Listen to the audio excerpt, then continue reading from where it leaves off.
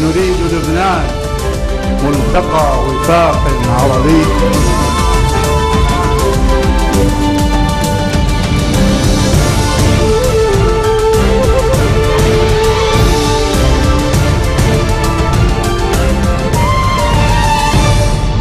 You're watching the English newscast here on Future Television. I'm Linda Tamim, and these are today's top stories.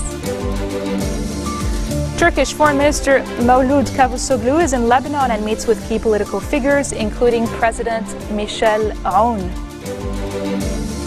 A strong winter storm hits Lebanon for a third day and causes damage and power cuts in some areas of the country. And President-elect Donald Trump says he will nominate retired Marine Corps General James Mattis to be his defense secretary. Turkish Foreign Minister Mevlut Cavusoglu has expressed support to all Lebanese factions, highlighting the positive political breakthrough in the country. Cavusoglu says he believes his visit to Beirut will be a turning point in ties between the two countries. Speaking at a news conference with his Lebanese counterpart, caretaker Foreign Minister Gebran Bassil, he said Turkey seeks to build stronger ties with Lebanon and it supports its political process. Stability in the country has an enormous impact on the region, he said, highlighting the need for the Lebanese to resume dialogue. Cavusoglu hailed Lebanon's efforts in hosting Syrian refugees and called on the international community to share the burden. He said that Syrian President Bashar al-Assad cannot remain in power, as this cannot fortify the unity of his country. The Turkish FM then called for an immediate cessation of hostilities in Syria. German Foreign Minister Frank-Walter Steinmeier has pledged 10 million euros in aid to Lebanon to help it cope with the Syrian refugee crisis. During a news conference with caretaker Foreign Minister Gebran Bassil, he said the aid will target Lebanese schools to open way for Syrian children in Lebanon to receive education. Steinmeier also praised the recent political agreement between Lebanese parties that led to the election of President Michel Aoun. He then called for the quick formation of a new cabinet led by Prime Minister-designate Saad Hariri. Meanwhile, Bassil stressed that Lebanon was ready to boost its cooperation with Germany. This winter's long-delayed first snowfall has finally arrived as a thin blanket of snow covered Lebanon's mountain peaks. Power cuts, however, have been extended to 14 hours a day in several North Lebanon towns due to the storm and maintenance work at the Deir Ahmad power plant. The national news agency says the towns of Deir Ahmad and Badawi are among those affected by the severe rationing. Maintenance teams were working to ease the shortage and restore the electricity supply to pre-storm levels. Authorities have appealed for the restoration of electricity to the area as soon as possible.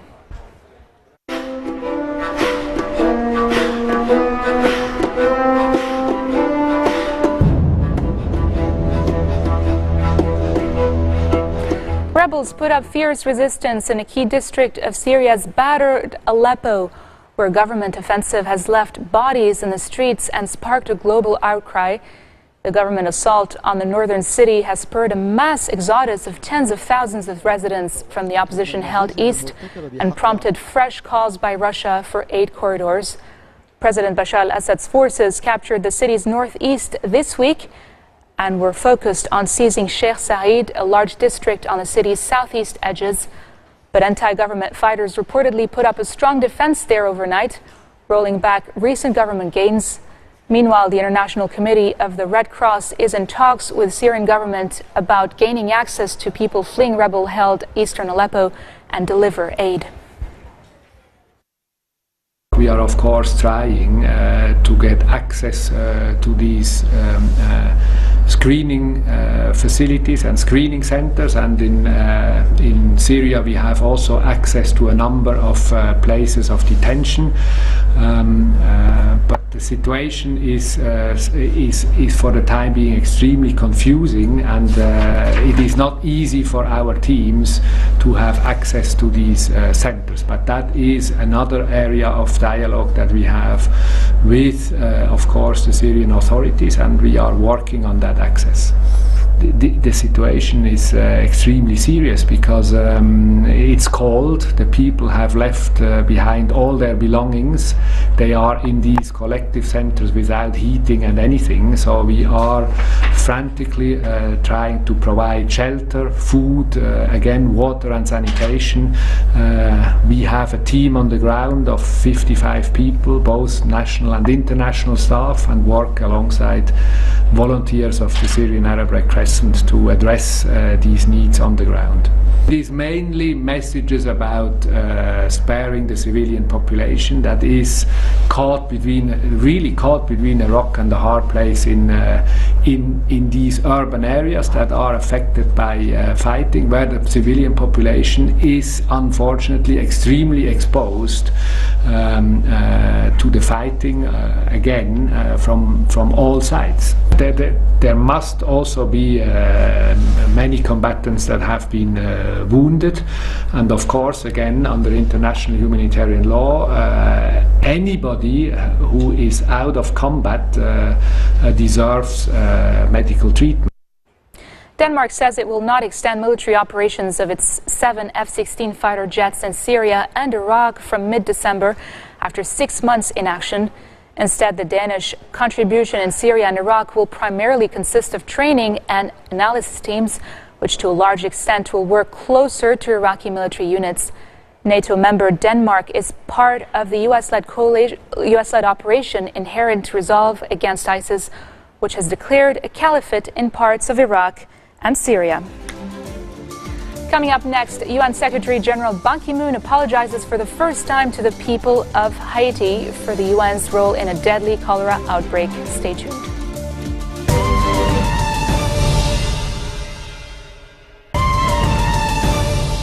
Welcome back. Italians are gearing up to vote in a constitutional referendum on Sunday, as analysts fear that Italy's battered banks could be the main casualty if the outcome triggers a government crisis.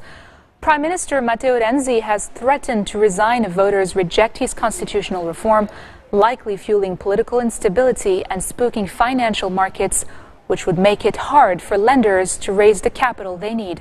More details in this report. There's just a few days left and the stakes couldn't be higher. On Sunday, Italians vote on whether to shake up their government.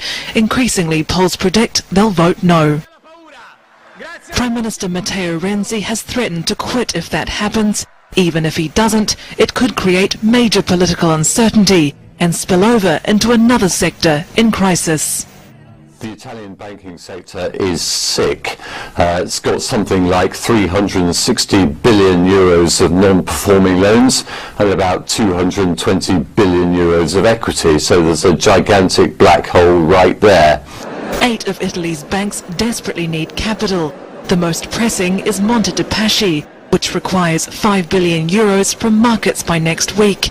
Reports suggest the government is already discussing a bailout with the European Commission. It feels very much as if any solution to the Italian banking crisis is going to have to come from beyond Italy's borders. It's almost certainly going to have to be a Eurozone-wide issue. There are fears that could create a domino effect, not to mention the current political one creeping across Europe. The head of Italy's anti-immigrant Northern League party has said he'll stand for Prime Minister if Renzi resigns. One of his many pledges is to leave the Eurozone. No matter what, Italy may owe it. UN Secretary General Ban Ki-moon has apologized for the first time to the people of Haiti for the international organization's role in a deadly cholera outbreak that has killed more than 9,300 people and infected more than 800,000. According to numerous independent experts, cholera was introduced to Haiti by infected Nepalese UN peacekeepers sent to the Caribbean country after the massive 2010 earthquake. The United Nations deeply regrets the loss of life and suffering caused by the cholera outbreak in Haiti. On behalf of the United Nations, I want to say very clearly, we apologize to the Haitian people. We simply did not do enough with regard to the cholera outbreak and its spread in Haiti. We are profoundly sorry for our role. This has cast a shadow upon the relationship between the United Nations and the people of Haiti. It is a blemish on the reputation of UN peacekeeping and organization worldwide. For the sake of the Haitian people, but also for the sake of the United Nations itself, we have a moral responsibility to act, and we have a collective responsibility to deliver. Moving on to the United States, President-elect Donald Trump says he will nominate retired Marine Corps General James Mattis to be his defense secretary. Mattis, who is known as Mad Dog and renowned for his tough talk, retired in 2013 after serving in Iraq and Afghanistan. So I will not tell you that one of our great generals, don't let it outside, right? And of course the press is very honest, they'll never let this go. Even though it's all live, they got about 7 stations live. We are going to appoint Mad Dog Mattis as our Secretary of Defense.